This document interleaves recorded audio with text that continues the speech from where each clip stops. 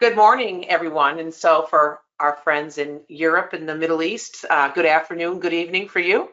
But we just wanted to say thank you for joining us.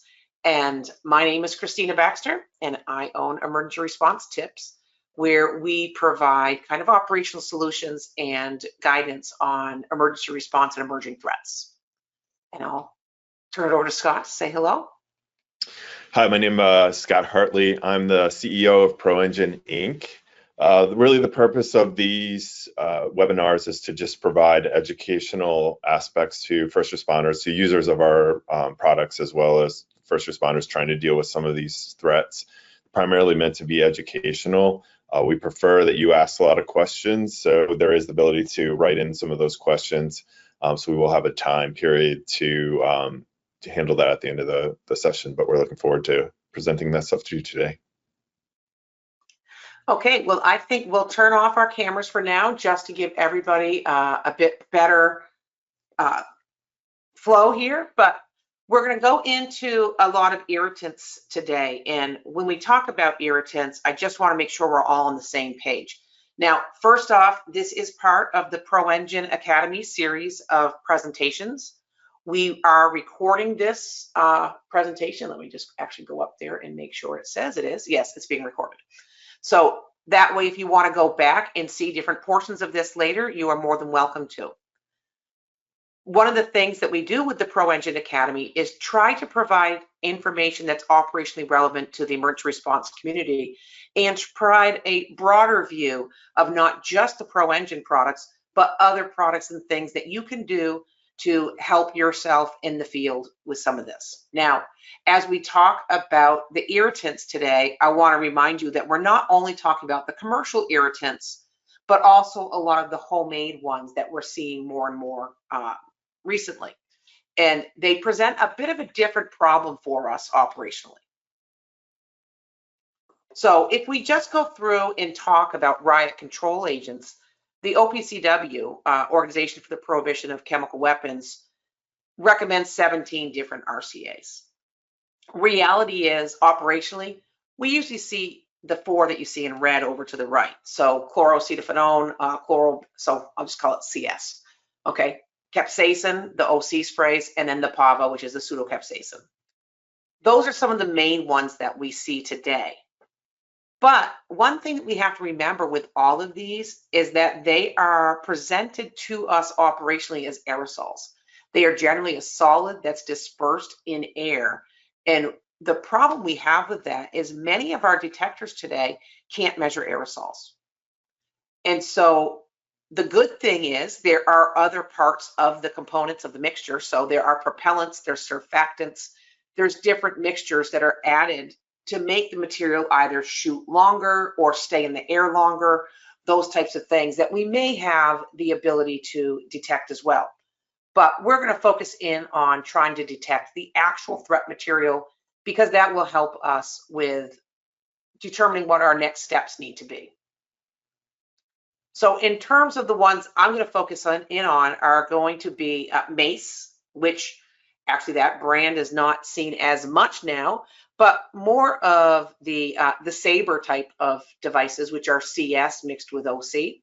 And then we're going to add in a little bit of chloropicrin as well, just because as people are responding to more and more calls, we have had some issues with chloropicrin up again. And a lot of that is just because it's been used in safes and things for years. Now, just going back from a US perspective, in 2017, I had some data sets here from a paper, but the National Poison Data Centers here in the US had 4,007 exposures that were reported to them. Of those, 83% were actually the OC pepper sprays, so using capsaicin or the hot pepper materials.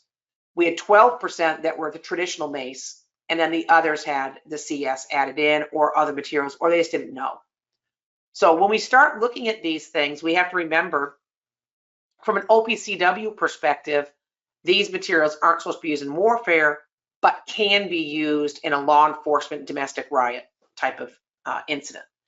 Now, the problem we really have, and the reason that I've been focusing in so much of these, is not necessarily the law enforcement use of these materials, but instead the use of these materials against law enforcement and other defense personnel in more of a common domestic disturbance event.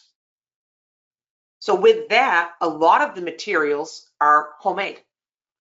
And so when we start seeing these homemade materials, there's a big change in the way that we have to respond to them, because most of the online guidance today has them making these materials as an oil-based material. This allows it to stick to the officer longer, giving a long-lasting injury. And if they just use water to decontaminate, it spreads the burn. So instead of us worrying about quickly rinsing the eyes, you end up with a longer term and a more detailed process required, meaning that you may take that officer out of the fight. In past, we've always tried to give officers water, keep rinsing their eyes, get right back on the front line and keep working. Now we have to consider different things that may happen, but there are processes we can use to make it quicker. Oops, so with that, these are some of the things that you'll see. So they're getting higher and higher strength. So if you just look from the left to the right of this screen, the left one is just the simplest of the homemade recipes that I see. And in that case, they're just taking cayenne pepper from the grocery store, so just powdered cayenne pepper. They're soaking it in isopropyl alcohol overnight. And what that's doing is it's pulling the active ingredient out of the powder. Then they're actually letting that isopropyl evaporate off, because it's just rubbing alcohol. Remember, that will evaporate pretty readily. Get it down to a more concentrated solution, and then transfer it into the oil base. So whether they're using vegetable oils or olive oil is going to depend and help us with the different detection technologies. Now, if we come over to the next step, that's actually ghost peppers that were dried and then ground down and put into an oil base. And then my last one is coming over to these pure evil capsaicin drops, which was the highest concentration I was able to find online. And so just being able to find this material and put it into the oil allowed us to make a pretty strong spray without any work. Now, how are they dispersing these? As you can imagine, with a lot of the commercial products, you actually have a pretty strong propellant in there, and the different spraying devices they use are meant to spray from distances, especially when you get to things like bear sprays. But what we're seeing in the online community of discussions of how are they going to disperse these materials is more along the lines of homemade sprayers. And so from the simplest of just having a spray bottle to some of the ones where they can hide it, a lot of those are different sprayers that you can find online that are meant for bringing perfumes and stuff on planes. So small enough sprayers, they look like a lipstick container, but when you twist it, you actually get a little aerosol sprayer that pops up. And in that case, they're not spraying far, and it's a much broader spray. To the right-hand side, you'll see some that we had made.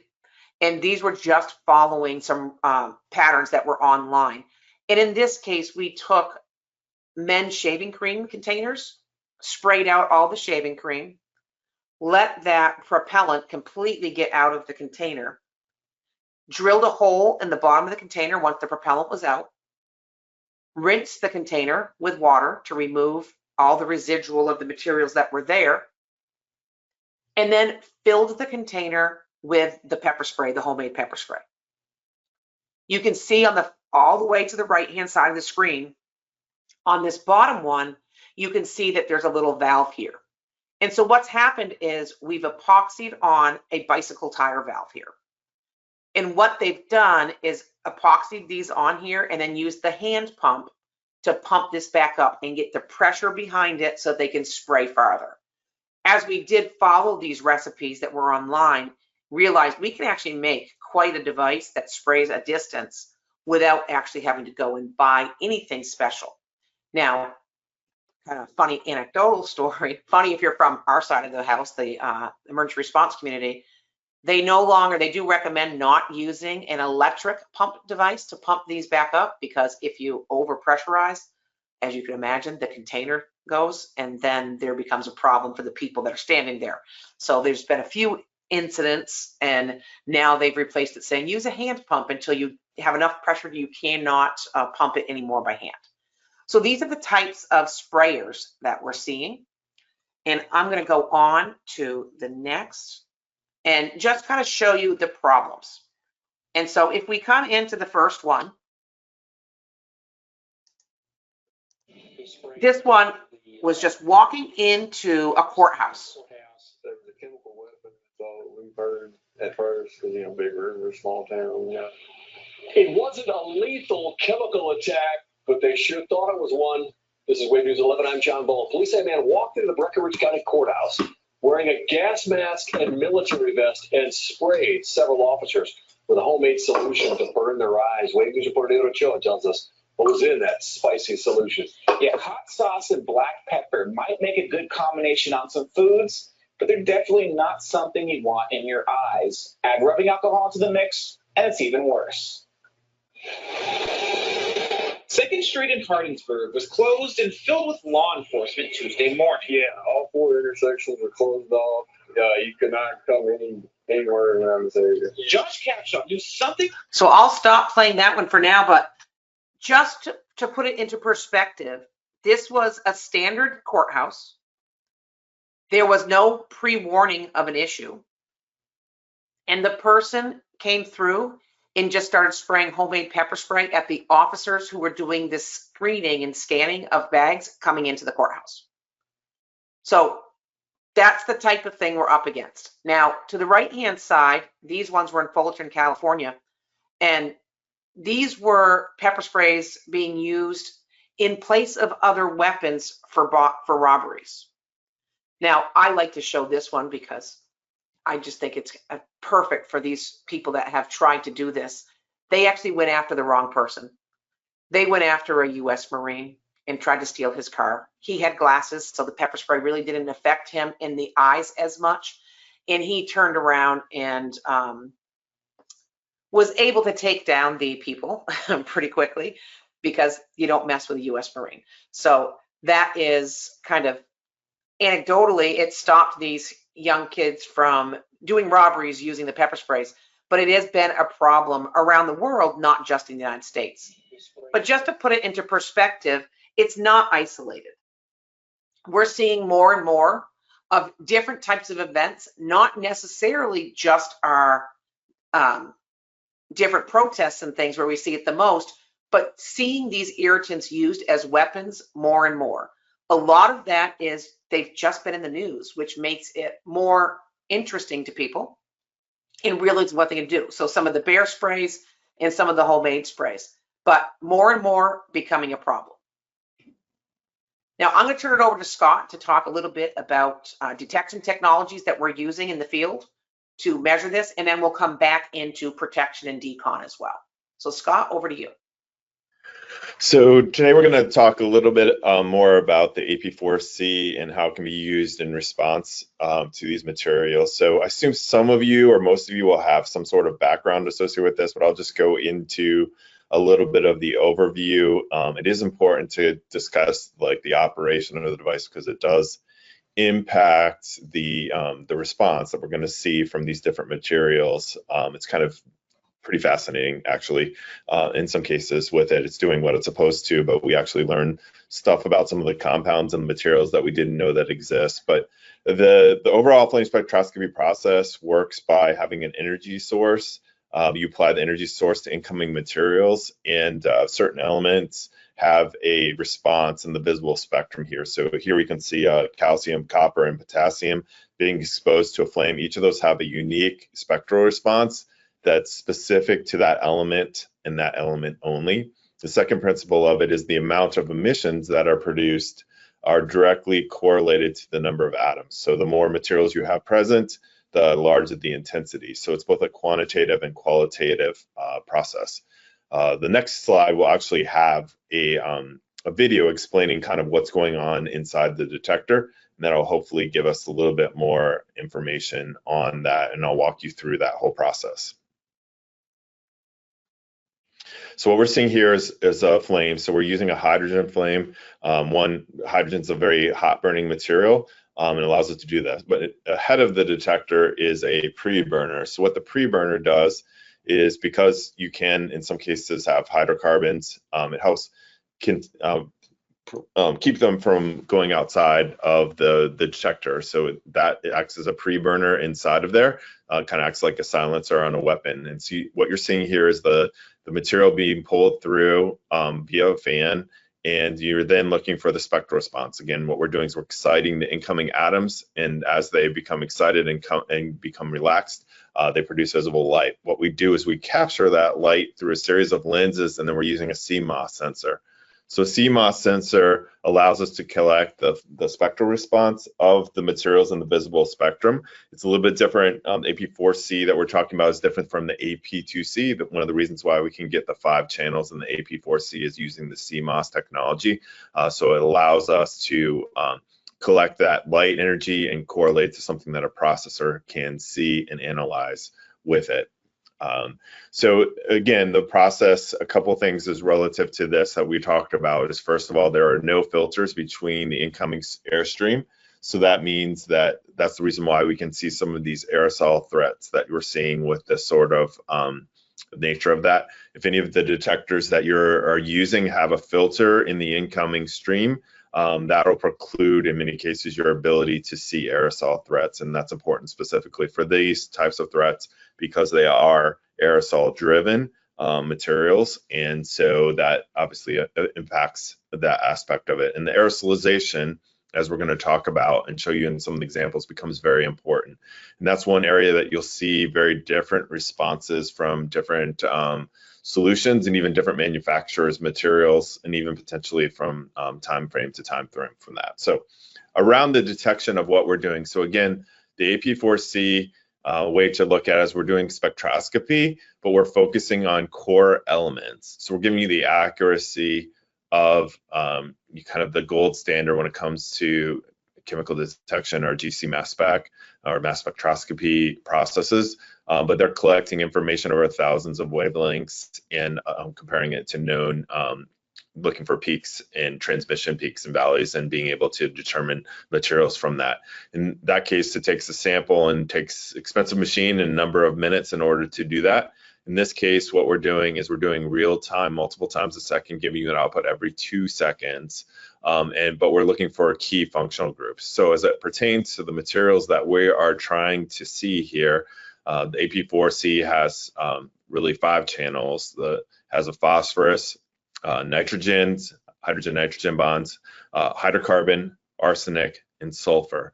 So primarily, and we're going to see these from examples we're going to move into in a couple of seconds, the materials that we're going to primarily be focused on are the nitrogen, the hydrogen-nitrogen, the hydrocarbon, and the sulfur. So the hydrocarbon is going to show up as the majority of the propellant materials, which will stay in the materials as we'll actually see that for a while, but that's what's going to push it forward and allow it to be effective. Obviously, if you're using it, you don't want that to blow in your face. That kind of defeats the purpose, right?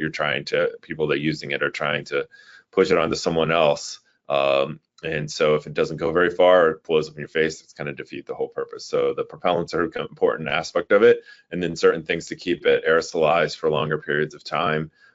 So those are where we add the surfactants. But as far as these core materials, where we're going to be able to detect them is in this is just the core materials. It's not the surfactants or the other materials added to it or the propellants. We're going to see it on the nitrogen channel with that. We can see all of them with the exception of mace. Now, I do know from some fire departments that were using this is that they have been able to detect mace, but you aren't detecting the core material of mace, or again, some of the surfactants that are inside of that material is what you're seeing. But in the case of your CS, your OC, and your PS materials, we can all see it on the in channel. So an additional aspect of the AP4C, which before we'll go into some of the videos of detection that become important, is that each of the channel has a different dynamic range and different trigger point. and that will become important for this discussion. But in the case of a lot of these materials that were chosen, so in the case of the sulfur, the trigger point on that is 0.1 milligrams per meter cubed, which corresponds to around 0.07 parts per million, and goes up to around 4.2 parts per million. In the case of the HN channel, you're really starting at 2.9 parts per million and going up to 772 parts per million, which kind of correlates to around 4 milligrams per meter, up to 100 milligrams per meter. The reason why I say this is if you look in the chemical structure that you're dealing with as well, from a molar standpoint, molar mass standpoint, some of these materials, the nitrogen is a smaller component in it than the rest of the material, and so that can affect it. And then as well as that they're having some of these surfactants that'll hit on the sulfur channel, being that triggers really the difference of 0.07 parts per million versus 2.9 parts per million. What that means is you're going to start to see the sulfur channel much faster than you will see the H&O channel on the material. So, and we'll have some examples going into the next slide that kind of demonstrate that. So what we're going to see here is an introduction into, we have two slides here. So first is an outdoor like spray of the material, and then inside is the actual core material that we're going to introduce into the material. So again, we're going to show you examples of both cases. One is where it's being aerosolized in actual use. The other is where it's come out the core material that we're looking to get at. Now, these are what we're starting as commercial releases of these materials. So these are commercially available versions of it, and then we're going to go into some of the homemade ones with it. So we'll first start this video here. So what we're going to do, again, we're using our thermal absorption system with it. So this is it's out of suspension, but we've collected some of the material after it's been distributed, and then we're introducing it into the detector. So we're using our S4PF. So what that is a thermal absorption system. So what you're getting first is you're getting a hit on the CH channel, so the hydrocarbon channels. So again, these have propellants in them, and those propellants are still in the material that's propagated out. So as we're heating it up, we're getting a hit on those. So what we're going to do is bump it a few times, and then we're going to get now we're going to get the nitrogen material that's going to show up for it. So what we're doing by putting the heat there is we're able to flash off the materials, the propellants, the remaining propellants that are on there. Because they are hydrocarbons, they're going to off gas very quickly, so the heat's going to dissipate them. And then we're getting the remainder material, which is the core material, which is the nitrogen material that's in these things. And the next slide we're doing is where we've actually, if you see that, we've sprayed some material that's outside on there. So we're collecting some of the material off of that release that's been done, and then we're going to introduce it into the detector. So it's being heated right now, as you see on there. And the S4PF, one of the advantages of it, so again, the same response. You got a hit first on the CH channel, and then that off gas, and then you're getting hit on both sulfur and nitrogen. So again, one of the materials in there, so some of these commercially available have dyes as well as other surfactants to keep it aerosolized longer period of time. So that's what we're picking up on the sulfur channel with it. Again, the sulfur being a little bit more sensitive, you get a higher level on there, but you also are still getting the core materials, which are the CS material that you're seeing, or the OC and CS material that you're seeing on the nitrogen channel. So it's kind of doing what it's doing, but we're demonstrating this just to show you, first of all, you very well, even though the propellant's been used, that doesn't mean it's all being consumed. So you have to off gas that off, and then you'll see the nitrogen, but you can also very well see things elemental on the sulfur channel, and that will vary from manufacturer to manufacturer what that is, but it is present in these materials, and will continue. So it shouldn't catch you off guard, and normally it could hit on the sulfur before it hits on the nitrogen because of just the way the detector works and the sensitivity. If you want to go to the next slide. So this is some key attributes as far as information from the chemical companion software that's available. For those of you that have access to it, we highly recommend you use it. It's not just for AP4C. The AP4C is in there, but pretty much most of the detectors that you can utilize. So from a first responder standpoint, you're going to a call, it'll allow you to understand which detectors you can pull out that will address the threat that you're dealing with. In this case, it actually has the screen on AP4C, which you can select the different bar levels on there, and it'll show you the equivalent concentration. If you see down below there on the right with 4 bars in dealing with PS, you're between 63 to 157 parts per million. Now, again, what we're doing on the actual detector is we store the physical concentration that we're measuring, which is in milligrams per meter cubed, and we're recording that every 2 seconds. So that's stored on the device. It can be accessed, but we're giving you summary data, which is on the LEDs. It's done to make it easier for you to respond because we're updating every 2 seconds. It would be a little bit hard to actually see that number that's we're actually physically detected on there. So the bar levels are a quick and easy way of doing that. Now, a couple of things around these these are aerosols. So they will remain aerosolized for a period of time.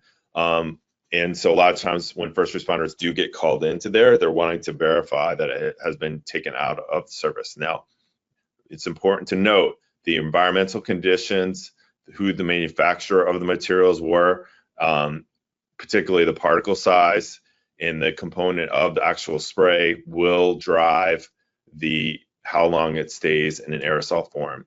To us as humans, it's most harmful as an aerosol than it will be on the ground. So if it's out of the ground and I come in contact with that, unless I'm really being dumb and touching the ground and touching my face or my eyes, it's not going to be as much of a threat to me, but just be cognizant of that. But environmental conditions, so humidity levels, the wind level, the temperature will all drive how long it's able to stay out of time. So there's not a readily available aspect of that, but we did our last webinar that we did talk about aerosols, where we go into a lot more detail about quality of aerosols and particle size and other things like that.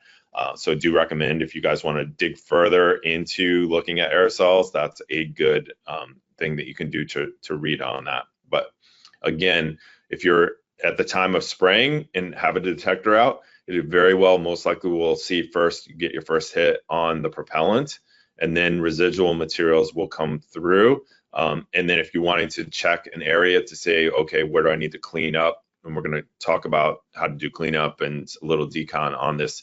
The AP4C can be used to figure out, how far around we need to detect on these. Now, it's also interesting to note some manufacturers will have dyes put into them, which will make it a little bit easier for you to know where the material has gone and where it hasn't. So if you go back to that previous video that we showed, you can actually see where the dye, there's a little bit of red dye in there. You can see where the spray went. So that's helpful for cleanup to know where it's at. If they didn't have the dye there, it much be harder for you to know how far around that is. And you obviously don't want people to be cross-contaminated later on this material or get secondary things, or to spread it over a larger, get on your shoes and separate it for a long period of time and cover it over a larger area. It just makes that problem more difficult to clean up or to allow secondary exposures for that. But the dyes do help with some of that. So that's one advantage of some of the commercial ones. If someone is doing it purposefully trying to hurt someone, they aren't going to be so kind to put a lot of those dyes in there, because they're wanting to purposely hurt people. And so the less things they can do to make it easy for you to figure out where it is and where it's not, they aren't going to do that for you, unfortunately. And Scott, Christine, one of the things that I wanted to bring up here was that the AP4C isn't the only detector that we use for this. There are many other detectors that we use once the material has settled to the ground. Okay, so in terms of using things that are fresh, new, aerosolized, we pretty much are relegated to our AP4C. We also, if we want to do things quickly, use the AP4C with the S4PE, S4PF, depending upon which one you have, to actually get a quick sample. That doesn't mean it's the only way you can do it. You can actually do wipe samples of the surfaces. And what we used to do in the past is we would do the wipe samples of the surfaces. We would extract off of the wipe using something like ethanol to get that liquid down. And then we would get that ethanol to evaporate off, and then we could use something like FTIR on its surface, things of that nature. It just takes quite a bit longer and a little bit more finesse when you're working with your samples to do it in other ways. You could also extract it and use it on your GC mass spec, things of that nature. But again, what we were looking for here was trying to figure out ways we could do it quickly and efficiently in the field. Now, I wanted to bring up, just and Scott said this earlier, the really important part is going to be about protecting that respiratory tract. These things are aerosols. They are going to be breathed in. We do have to protect our mucous membranes. Obviously, we're going to minimize contact with skin too, so we don't get that burning. I think everybody's familiar with the feeling of pepper sprays as they get on you and as they spread further. If possible, having something like an N95 or a P100, goggles, glasses, anything to minimize it getting into your eyes when you're on those front lines is nice. Nitrile gloves to minimize that contact, but again, not easy to do a lot of your duties when you're wearing gloves and all that. But a duty uniform really does provide you with the protection you need for most of these irritants. Now, what I wanted to show you is the ease that we have. So as we look at the current materials, and these are the commercial ones, and I have this spraying here on the board, and I just take the water like we always have and try to rinse it. So like we're going to do on the officer's eyes. And you'll notice that most of the material rinses right off. And that's because we're not dealing with an oil-based when we're dealing with things like the commercial pepper sprays that we get. Now, I'm going to do a wipe right here just to show you that there's still quite a bit of residual there that you would need to get off, maybe using soap and water. You can use a wipe, you can do rubbing, whatever you need to do after you've gotten the bulk of it off. But this is very specific to commercial irritants. And that's why I show this, because as we get into the homemade ones, I want you to see and realize the vast difference of what we've been up against in the last couple of years. So now when we're talking about commercial, you can just flush the eyes with water or saline solution. As you get to that last bit, you may need to add some baby shampoo to try to break that up. One of the things that we've been using lately are these Johnson & Johnson baby shampoo wipes, which really do help get some of that residual out of your eyes and face without causing the tearing and the redness of your eyes that will keep you out of the fight longer. If you're talking about the skin, just using soap and water with some type of sponge and trying not to put too much pressure so we don't push it into the skin and cause longer term damage, but then rinsing it all off as much as possible and then towel dry. Those things work fantastically for commercial irritants. So we can start getting things. Now, one thing, you see this boost oxygen here, and now this is anecdotal, but one of the things that we do have with our frontline officers, if they're not wearing some type of respirator when they get sprayed, which is often the case, they really start having that wheezing effect and the coughing and choking. Anecdotally, we found that giving them boost oxygen will push out some of that and allow them to feel better quicker and get back in the fight. Now, I say anecdotally because we don't have scientific evidence to prove that, but we do have operationally where we've been using that quite a bit. Now, I want to switch over to talk about homemade irritants a little bit, because this is where things have been coming up more and more lately, and this is where we've come across the problems. So as they start looking at these homemade irritants, you may get people that just go the easy button, right? And they use cayenne pepper, Tabasco, those types of things. So they're only getting the Scoville ratings down in the 30,000 range. Still hot, still taking you out early, nowhere near that US grade pepper spray. The problem we have is if they're following the recipes that we're seeing online in some of the anarchist forums in other groups, where they do the extraction and try to extract that capsaicin out of the areas and really focus it in pre-concentrate it. And that's where we're having the problem, because as they pre-concentrate it and they put it into an oil base, now we're not getting rid of it when we do our traditional decon methods. So it's dispersed as an aerosol, It's still causing that coughing, sneezing, wheezing, but with the oils, those symptoms seem to remain longer. And that unfortunately takes you out of the fight. And when we don't have the number of officers we need to deal with some of these, that slow evaporation rate, we're going to have to start thinking about how we're going to address that. So Scott, I'm going to have you talk about these ones right quick. And again, just 2 different videos here.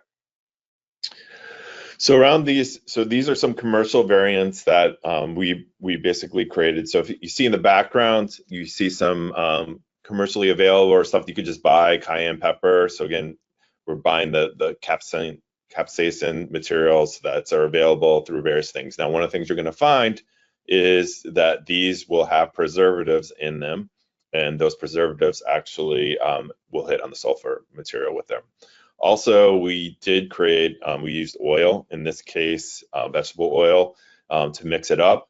From a standpoint of, so vegetable oil will also hit on sulfur. The other aspect is it will tend to stay in the detector a little bit longer, being that there's an oily based material, so it just takes a little bit longer to clear out with the sulfur. So had we, the things that we learned, we probably would make it a little bit more with olive oil, which won't have the same impact to the device with there. But what we're going to do is, again, introduce those into the detector, and we're going to see the hits that we get from it.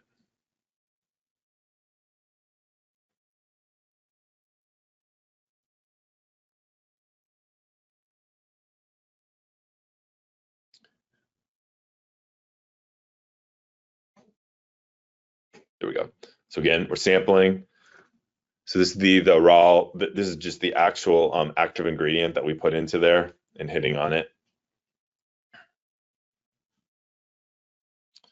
And sorry for the little video, it'll get pulled over here a little bit quicker with it, but you see now, again, on the rightmost channel is your sulfur, and then the HN channel is the second one over from the left.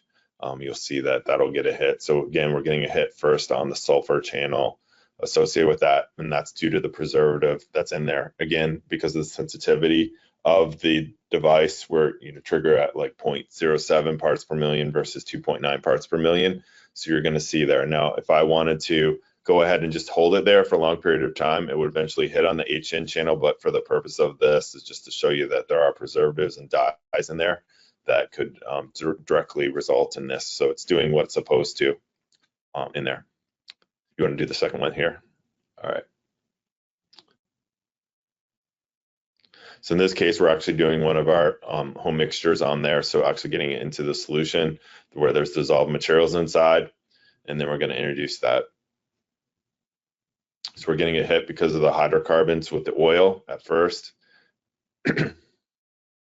And then we're going to start getting a hit on the sulfur material on there.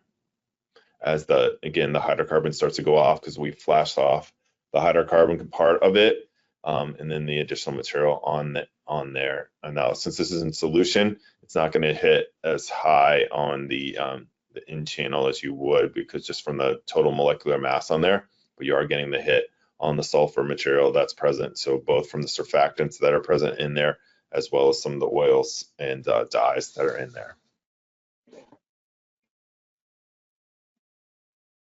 And so one of the issues that we've had with these is that they're getting stronger and stronger. So same type of approach for protection, but when we get into decon, it changes it drastically.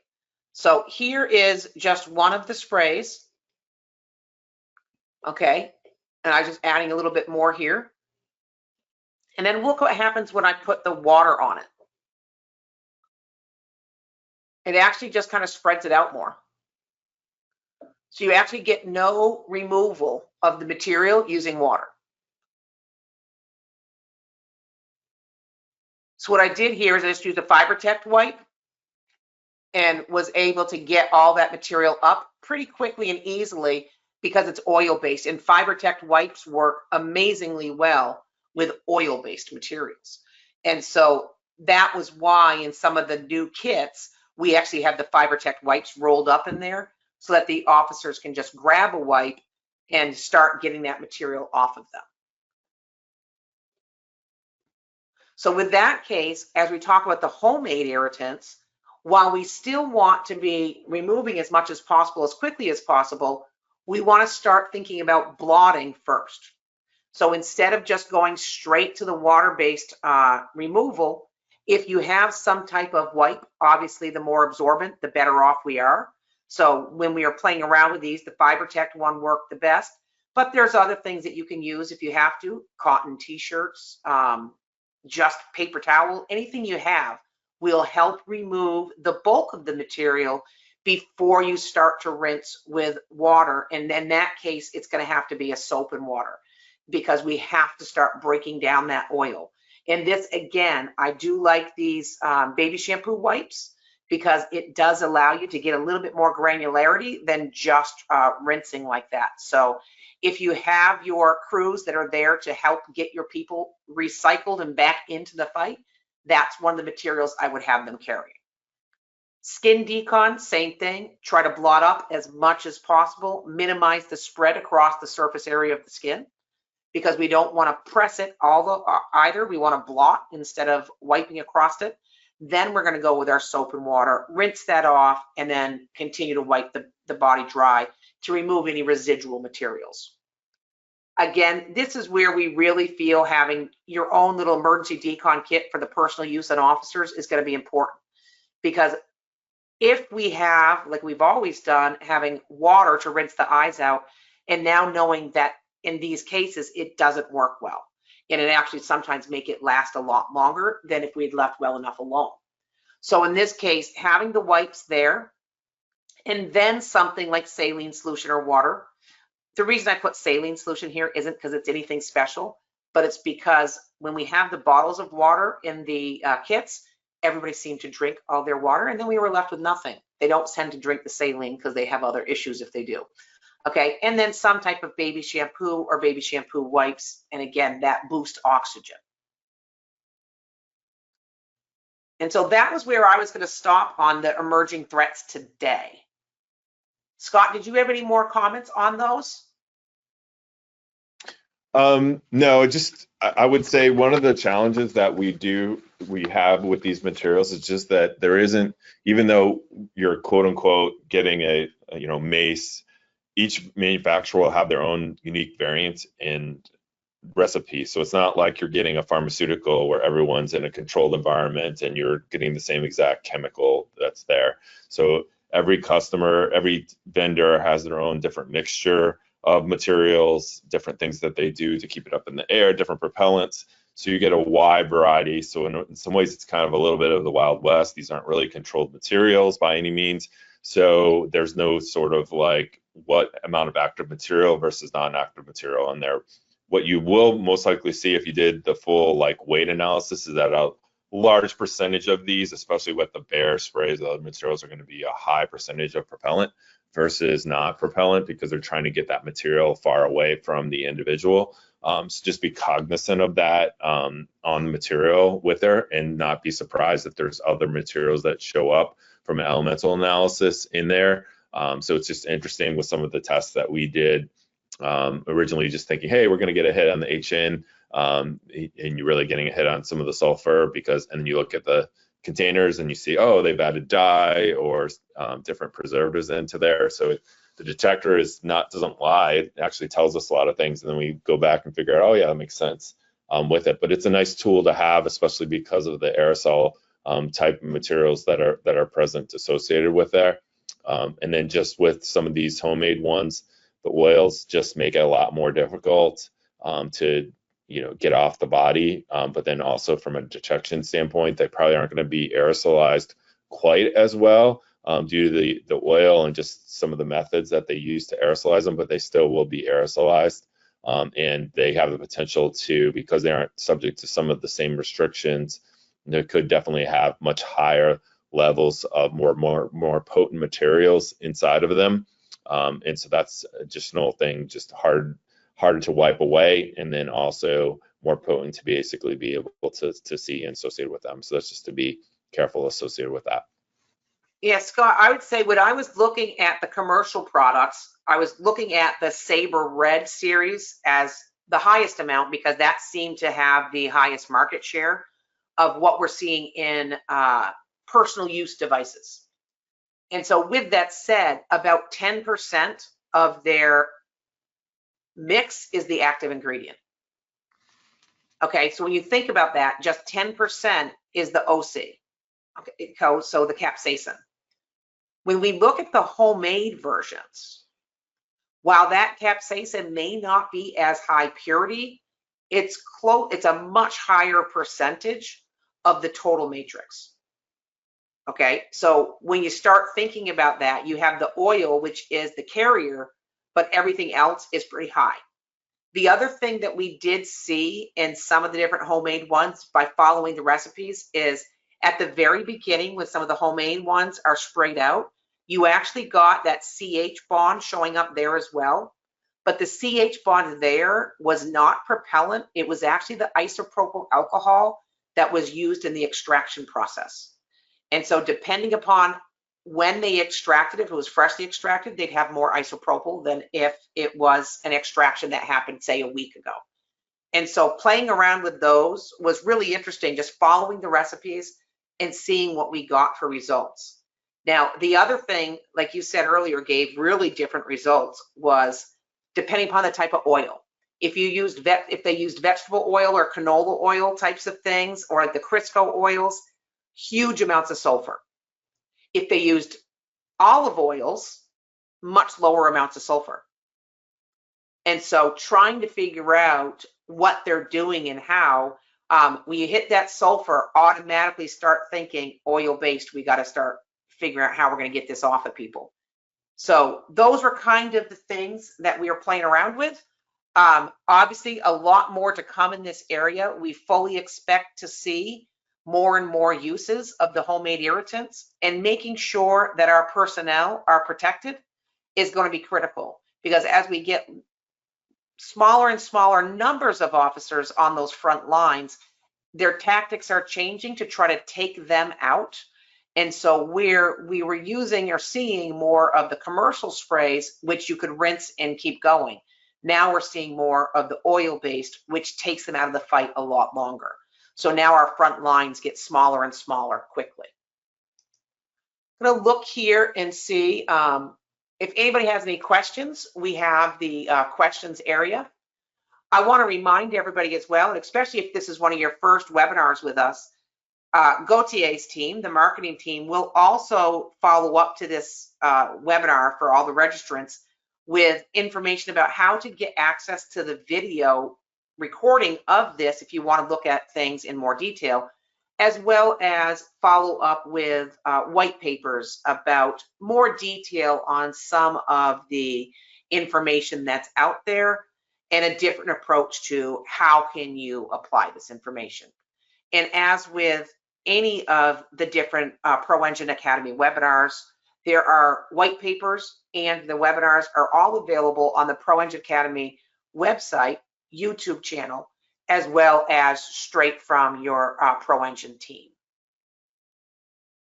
So one thing I do want to bring up, and I've had a chance to play around with this one some lately, mainly because I was away teaching a improvised biological labs course this week.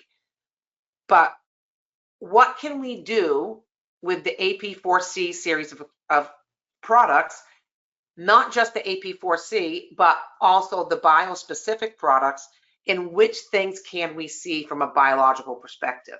Now, most of you probably don't know that ProEngine actually offers a whole series of biodetection capabilities as well. But what I was playing around with this week is using the traditional AP4C as well, and being able to see ricin, abrin, and others using the AP4C. And in this case, I was seeing sulfur bonds for the proteins.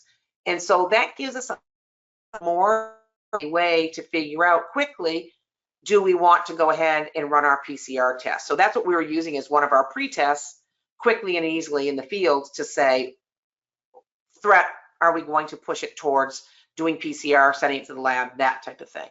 So we're going to go into this in a lot more detail on Wednesday, December 4th, starting at 11 a.m. So that one, you can actually go online and we'll send out a link if anybody wants to register for that webinar.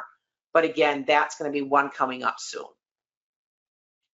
And with that, if you would like to contact Scott or I, you can get us at our email addresses on the screen or on our cell phone numbers that are also listed. And I'm going to see if we have, I thought there was a question there. Okay. There was a question on what database was used, showed in the presentation, which showed I can measure with the AP4C. Okay, that was the Emergency Response Decision Support System. And if you are a government employee at the local, state, federal, or tribal levels in the US and in partner countries, you can gain access to that product by going, which is free, by going to chemicalcompanion.org. So again, it's chemicalcompanion.org. You need to register using your government provided email, and then it's going to send you an email back. You confirm that you have that you're a human and that your email is appropriate, and then it'll send actually me an email, and then I'll look at it and say, do you have need for access to the information? Then we approve it. And not only the AP4C is cross-calibrated in there to all the different threat materials, but also there's about 1,100 different products in there, from colorimetric tubes all the way up to all the different 4 gases and many others. So that is for something we give away for free to the emergency response community worldwide, starting with US and Australia. I think, let's see, let me pull this up and see if there's any others. Oh, Q, hi there. Are you seeing an increase in homemade foam-based irritants? Also, any wet chem detection methods for agencies with extreme financial restrictions? Okay, so in terms of the homemade foam-based, I have not seen a lot of the ones that are foaming yet. Do see people chatting about it, but the dispersion was not as easy. The wet chem detection methods, I have not had a chance to play around with any of the wet chem. I've heard that there's one out there, but I haven't seen its use yet. Now, with that said, there's a couple of, if you go into Chem Companion and pull up things like the capsaicin, you'll see which colorimetric tubes are cross-sensitive. And so in theory, those colorimetric tubes will pull in the material as well. Just remember that the colorimetric tubes were taking us about 8 minutes of contact time. And that made it difficult because we did not have enough material pulling in continuously to allow us to use the tubes. So yeah, we're going to be looking for more wet chem detection methods as well. But reality is they work pretty well with some of the commercial products, but not necessarily the homemade products. And so that will be where we're at on those. And for those of you, Q works out in Colorado in the law enforcement realm and has worked with me for years. So it's nice to see you on here. I think that was our last question. So with that, unless anybody has more questions, I will close this webinar up, and we will put the videos up online on the standard YouTube channel. And Gautier and his team will follow up with an email in the next couple of days to let you know where to find all of these things. So thank you to everybody. Stay safe out there. And again, if you have questions, please feel free to reach out at any time to both Scott or myself, and we'll do the best we can to either help you directly or find somebody who can.